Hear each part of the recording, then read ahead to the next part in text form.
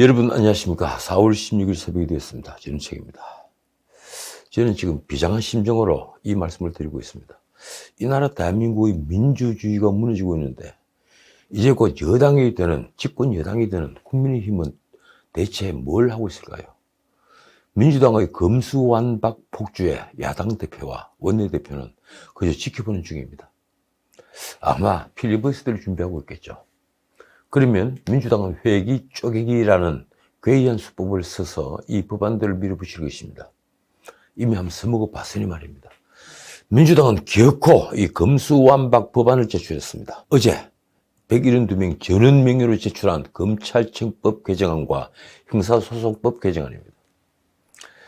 형사소송법 개정안의 핵심은 바로 이 조항입니다. 수사는 사법경찰관이 직무로 하며 이 검사의 수사는 다른 법률의 규정이 있는 예외적 경우에 한다. 이 조항은 법률 전문가인 검사가 수사의 주체라는 헌법 정신에 정면 위배되는 것이 아닌가요? 대검도 15일 민주당이 발의한 법안을 검토한 후에 명백한 헌법 위반이라고 했습니다. 민주당 검수완박 법안은 범죄 수사를 전부 경찰에게 독점시키고 검사는 오로지 경찰의 수사 기록만 볼 수 있으며 혐의가 부족하면 경찰에 다시 보내고 혐의가 있으면 법원이 기소하는 역할에 그치게 하고 있다는 것입니다. 그래서 대검 주장은 이렇습니다. 이는 검사를 영장 청구권자이자 수사 주체로 규정한 헌법 12조 4항과 16조의 정면으로 배치되는 것이다. 대검은 이 법이 시행되면 극단적인 경우로 이 사건이 검찰과 경찰 사이에 이송되는 일이 반복될 것이라고 우려했습니다. 그러면서 부실한 기소로 법원에서 무죄가 속출해 돈 많고 힘 있는 범죄자들은 변호인의 조력을 받으며 처벌을 면해 안도할 것이고 범죄 피해자와 국민들은 사건의 장기화와 피해 회복을 제대로 받지 못해 더욱 고통받게 될 것이라고 말했습니다. 대검이 내린 결론이 이렇습니다. 국민의 생명과 안전, 신체의 자유와 재산 보호에 직결된 중요한 법안임에도 충분한 논의 없이 불과 2주 안에 모든 입법 절차를 마치겠다고 하는 것은 헌법상 적법 절차 위반에 해당될 수 있다. 그런데 어쨌든 이 민주당은 밀어붙이고 있습니다. 이런 폭주를 하는 것은 자신들이 살기 위한 보신책이기 때문입니다. 언론이 문재인과 이재명을 구하기 위한 법률이라고 노골적으로 비판하는데도 오불관원입니다.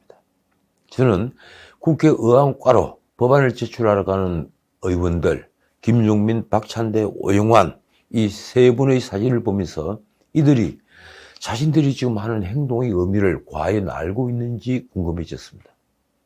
경우에 따라서 그 사진은 한국 민주주의의 수치로 역사에 남을 것입니다.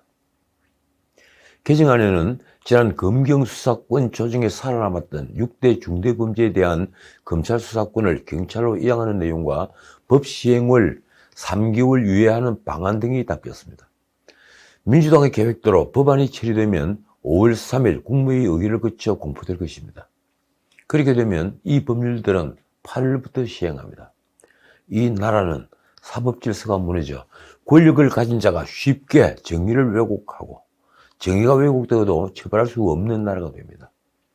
민주주의는 조정을 울리게 되는 것입니다.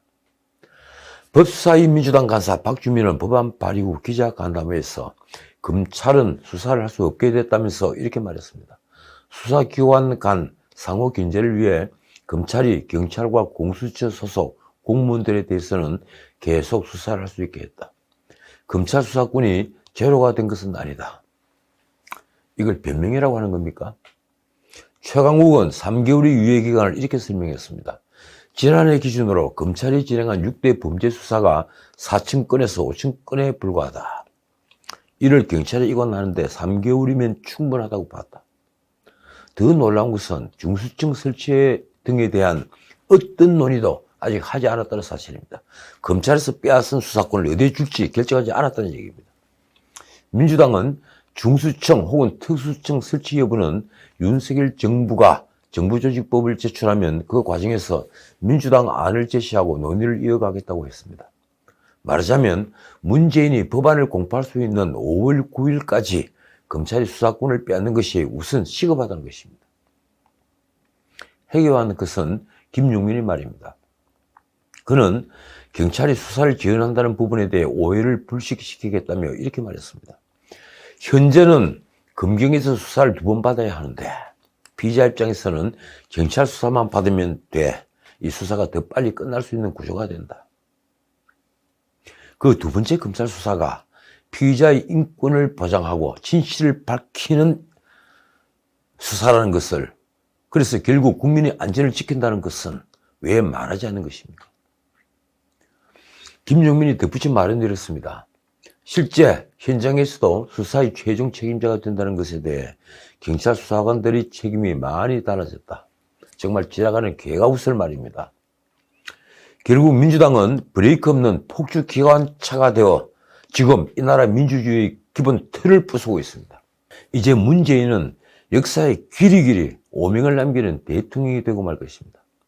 자신을 보호하기 위해 퇴임 전에 법을 만들어 검찰이 수사를 막은 대통령이 되니 말입니다. 그런데 국민의힘은 고요합니다. 그나마 검찰은 마지막까지 민주당의 폭주를 막기 위해 최선을 다하는 모양입니다. 검찰 안팎에서는 입법 청문회를 열어야 한다는 주장이 쏟아지지만 그 목소리는 민주당은 물론 국민의힘에도 들리지 않는 것 같습니다. 문재인이 연관된 월성 원전 1호기 경제성 평가 조작 사건 수사를 맡은 대전지검 지검장 노중환은 이렇게 말했습니다. 검수완박이 되면 대전지검이 수사 중인 월성 원전 사건 자체가 정발하게 될 것이다. 어디 원전 경제성 조작 사건뿐이겠습니까? 대선 내내 게이트의 주인공 그분이 문제가 됐던 대장동 게이트도 더 이상 수사는 없습니다. 그분은 이제 발을 뻗고 잠을 잘 수 있게 된 것입니다. 그러니 백hin동 개발 사업이나 이미 경찰과 친정부 검찰이 문개했던 성남FC 후원금 사건은 말할 필요조차 없습니다. 울산시장 선거 개입 사건 당사자들도 이젠 편히 잠들 수 있게 되었습니다.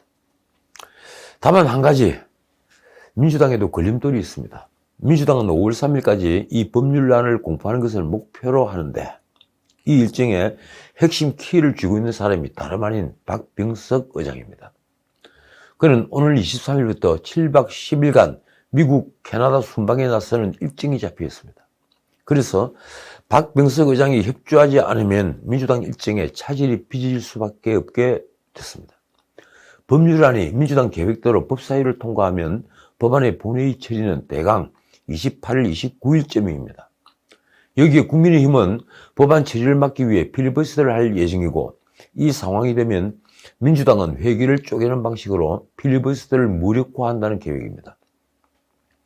필리버스터 중에 국회 회기가 끝나면 토론이 종결된 것으로 보고 다음 회기가 시작되자마자 해당 안건을 지체 없이 표결한다는 국회법을 활용하겠다는 것입니다.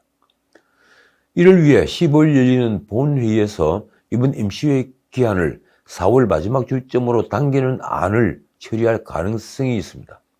이후 하루짜리 임시회를 잇따라 열어 검수완박 관련법 2를 처리하는 계획인 겁니다. 그런데 문제는 회기 쪼개기와 법안 상정에는 국회의장의 협조가 절대적이라는 점입니다. 만약 박병석이 사회권을 민주당 출신 김상희 부의장에게 넘기고 출장을 가면 민주당은 계획대로 입법을 마칠 수 있습니다. 그런데 박병석은 작년 8월 여야가 첨예하게 대립한 언론중재법 상정을 거부한 전례가 있습니다. 당시 민주당 초선 의원이 박병석에게 지에서 지지라는 문자를 보냈죠. 그래서 논란이 됐습니다. 그래서 이번에도 박병석에게 기대를 걸 수밖에 없습니다. 만약 그가 사회권을 넘기지 않고 출구하게 되면 검수완박은 사실상 물 건너갈 수밖에 없기 때문입니다. 그래서 지금 민주당은 아예 정의당 협조를 구하고 나섰습니다.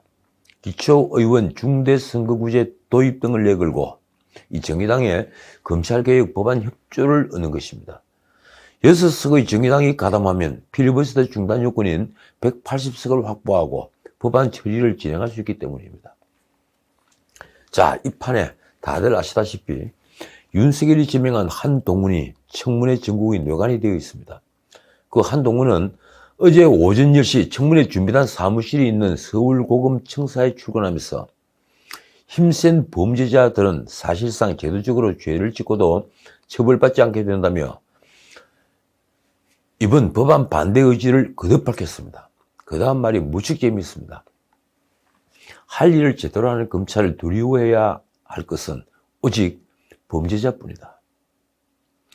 지난 5년간 무슨 일이 있었길래 이렇게 명분 없는 야반 도주까지 벌여야 하는지 국민들께서 많이 궁금해하실 것이다. 그러니까 이번 검경 수사권 2차 조정, 검수완박을 야반 도주라고 표현한 겁니다. 조선 제일검객이 한 이 말을 듣고 목소리 송연한 사람들이 꽤 많았을 것입니다. 사실 이 한동훈 장관 지명은 민주당뿐 아니라 국민의힘에도 충격파를 안겼습니다. 윤석열 당선인이 앞으로도 여론을 의식하지 않는 마이웨이 행보를 할 것으로 보이기 때문입니다.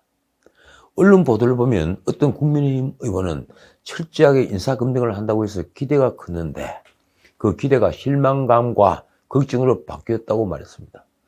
또 다른 의원은 윤 당선인이 아직 여의도 정치를 모르는 것 같다는 말을 했습니다.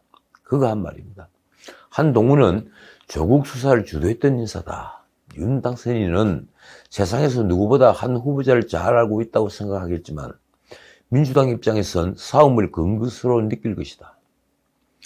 검수완박을 밀어붙여 위기를 자초한 상황에서 한동훈을 법무장관으로 지명해 반격의 빌미를 제공했다는 비판입니다. 국민의힘 어느 중진 의원의 토로가 이렇습니다. 도무지 이해가 힘든 인사다. 윤 당선인이 한동훈을 지명할 경우 국민의힘과 민주당이 정면 충돌할 것이라는 점을 예상하지 못했는지 모르겠다. 이게 바로 국민의힘 수준입니다. 온실속 화초인 게 드러나고 있습니다. 과연 윤석열이 한동훈을 지명하면서 그런 일을 예측하지 못했을까요? 저는 이번 한동훈 지명은 철저하게 계산된 것이라 봅니다. 상술특검을 써서 검수완박으로 대장동 게이트 같은 사건의 수사를 막으려는 민주당의 방어벽을 부술 수 있다는 계산 말입니다. 거기에다 중수청이나 특수청을 만들더라도 어차피 법무부 장관의 지휘 아래 두어야 할 테니 검객 한동훈을 법무부 장관으로 지명한 것은 민주당의 검수완박 업무를 막는 신의 한 수인 것입니다. 말하자면 윤석열의 한동훈 발탁은 검수완박이 현실화할 가능성이 높아지자 이에 대한 가장 강력한 맞불을 놓은 셈입니다.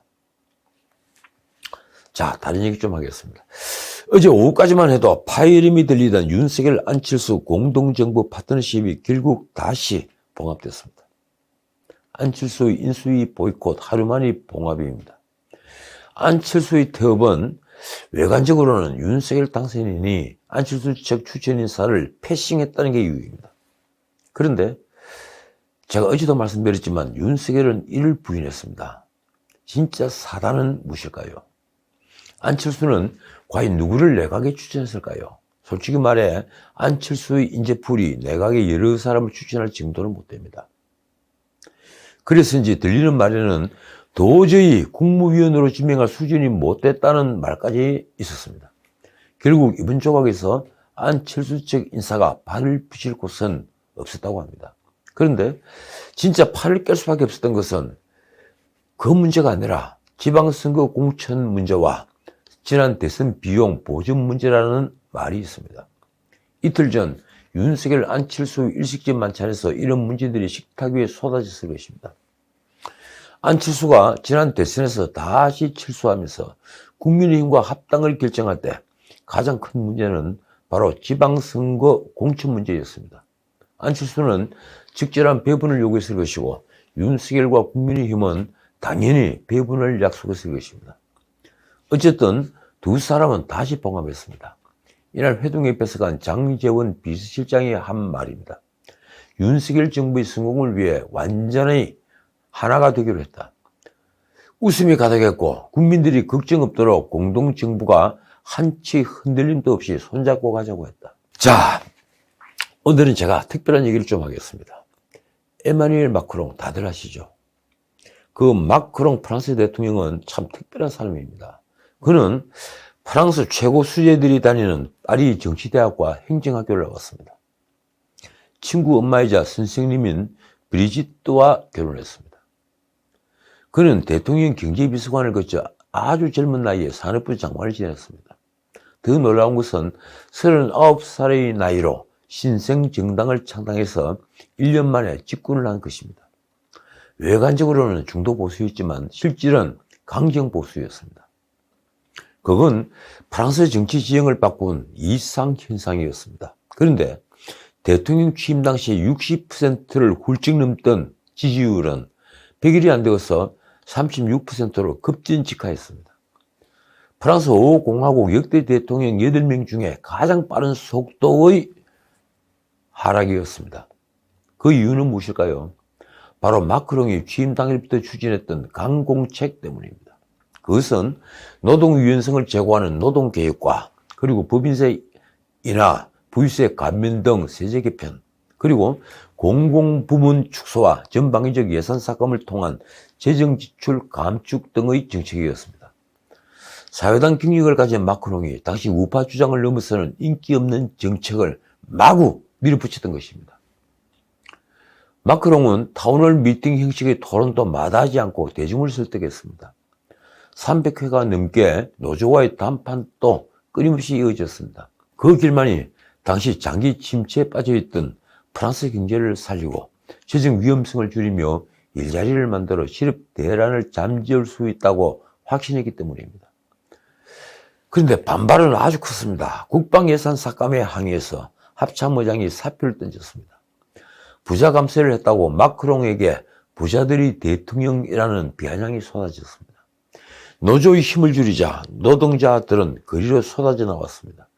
그러나 미미했지만 청년들에게 일자리가 생기고 경제 활력이 돌며 성장률이 반등하자 마크롱의 인기는 다시 올라갔습니다. 결국 마크롱은 취임 1년이 안 되어서 다보스 포럼에서 프랑스가 돌아왔다는 연설을 했습니다. 그는 이미 부자들이 대통령이 아닌 모두의 대통령이었습니다.